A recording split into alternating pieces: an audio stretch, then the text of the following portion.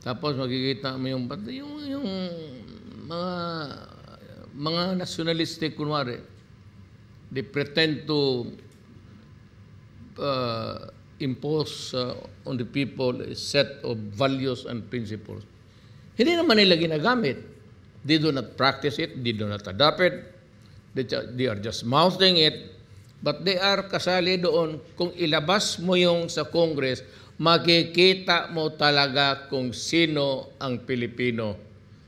Malaman mo na walang Pilipino dyan. Ayaw ko kung anong tribo nila. Kaya yan, the only way to know the truth is to make public the information which is mandated by the Constitution to be given to a citizen who wants to know saan yung pera ko? Where are the taxes? Kaya kung hindi ko alam na wag na tayo magbayad ng tax. Ako, I suggest, kung hindi ibigayan, you follow me, I will not pay my taxes anymore.